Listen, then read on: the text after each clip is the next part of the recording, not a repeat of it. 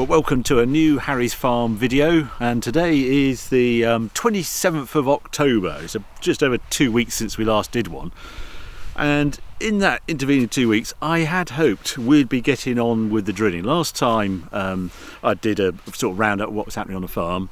It was raining and we were hoping things were going to improve, and farming forecast on a week ago today was this is going to be a cracking week and it was getting warmer by the weekend. And then by Tuesday, Wednesday, they'd changed their minds and we're going to get yet more rain. And this is now what we're facing on Harry's Farm. I don't know if you want to swing down. And you'll see we are just completely waterlogged like we've never been before. We've had, it's over 200 mil, it's getting on for 250 mil. It was dry and wonderful up to about the 24th of September. And then it decided to rain a bit. And then it rained a bit more, and I went on holiday, and then it really rained. And we're actually in a situation now where we have the grasslands actually flooded to such an extent that we have some flood bunds on the farm that were put in after the crazy floods this area in the Cotswolds got in 2007. And they reached full flood for the first time. They went in 2014. And last week the water was so high it was coming over the top of the bunds, which I've never seen before. And it's October and this is meant to be the busy time on the farm. I checked the diary this morning and no tractor has turned a wheel on the farm for over a month now. Last year we were all drilled up, all done 21st of October, and all was good. There are some things that are good happened since the last report. We've moved 400 tonnes of wheat now. There's another 4 loads in the shed. All of it so far has gone for milling, which is great because it's a premium and we like that. It's about £10 premium. But the last 4 loads was when we were combining wet. I don't know if you saw the previous reports, and it was cut about 18-19%. And the millers like it dry, they like it around 40%. I can't guarantee it, so I'm going to move the last 4 loads as feed. But I'm quite excited because that means there's 500 tonnes, over 500 tonnes, because we dressed out those 15 tonnes for seed. And that means the first time ever on this farm, we've done over 4 tonnes to the acre, which is, really, it's a bit of a target if you're a farm, 10 tonnes to the hectare and 4 tonnes. First time we've done it, first time we've achieved it is this year. But are we going to achieve it next year? I'm not so sure. Let's go and have a look at some of the fields. Here's the linseed. We've got about 112 acres of linseed in the ground. It's been in the ground 6 weeks now since we drilled it. It's all coming up. Early in the week we sprayed this field to take out the sort of volunteer weeds and grass weeds. If you have a look down here, this here could be a wheat plant, or it could be a wild oat or something like that. But grass plants are relatively easy to take out of linseed, because when you have herbicides, they tend to act on the opposite plant. So this linseed is sort of classed as a broadleaf weed or plant, and therefore you can take the narrow leaf weeds, a grass weed, quite easily out of a broadleaf weed. Same thing when you're growing a field of wheat, it's quite easy to remove the broadleaf weeds, a bit trickier when you're trying to remove the same variety. So a narrow leaf weed out of a wheat crop is tricky because wheat is a sort of grass anyway. Anyway, you have a little dig around here and we'll just see what's happening underground. It's as sticky as anything, this field. I can just notice there a little bit of foamer. One of the downsides of all the wet, I don't know if you can see that little bit of activity there. That's a foamer just because it's been so wet and damp. It's not too bad. It's on the bottom leaf. If it was on the top leaves I'd start to worry, but you can just see the root structure it's managed to put down in 6 weeks. That's really good to see.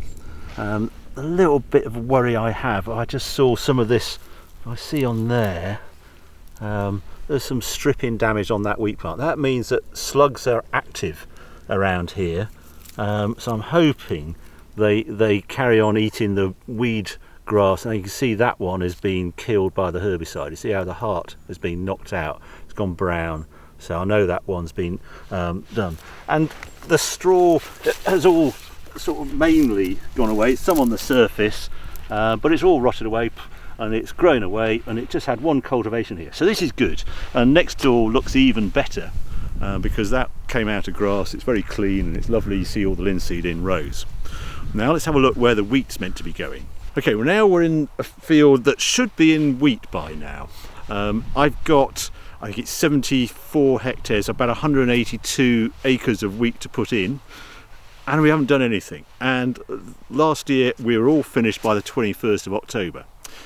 Now you're probably asking, well, what have you been doing? Well, obviously it's been wet, and also today we drill much later than we used to 10, 20 years ago. When I really got into farming in the 90s, it was quite common to put the winter wheat, first wheat in September. So we would have followed on from the winter linseed and then put the wheat in.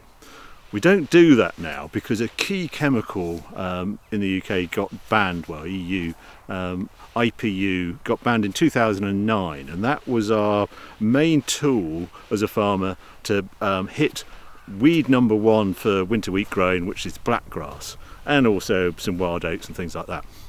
It's sort of got a reprieve in the 13-14 period, and we use a slower dose, but blackgrass actually got away. It wasn't enough to hit it.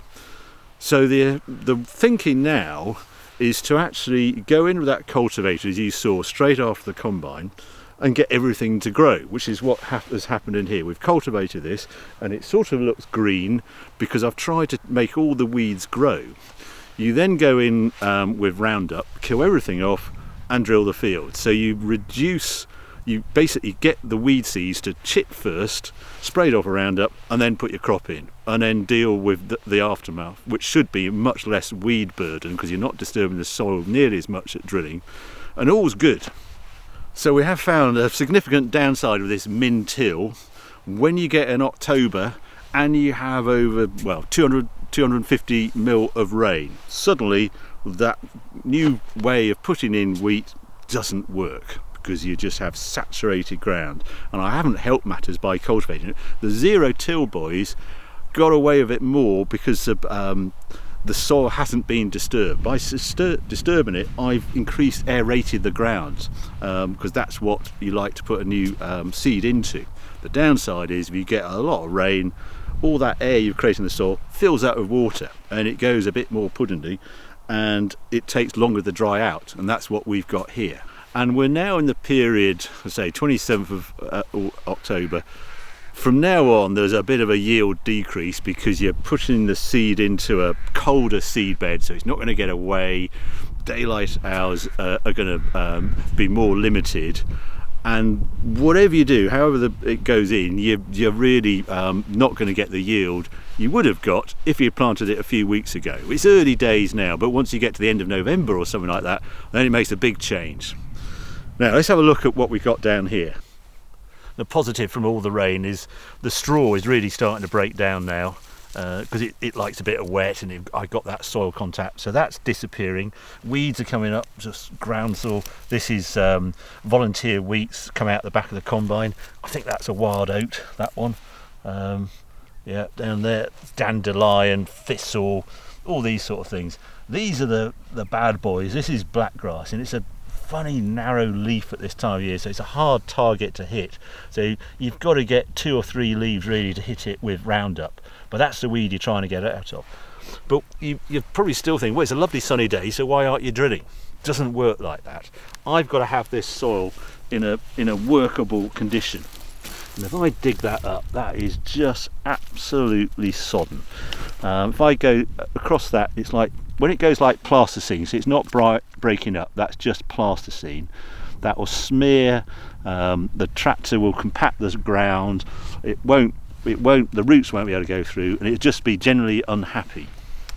So I need at least a week of weather like this, and ideally I want an easterly wind because they tend to be dry, and that will start to dry this ground out.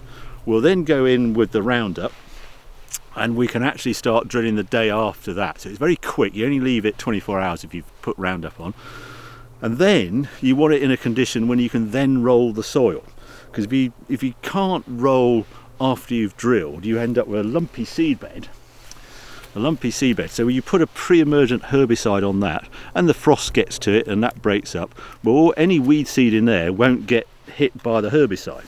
So ideally, you need nearly a week of dry. So I've got 2 weeks I need of dry weather, and they're already going to saying on the weather forecast it's going to rain Friday.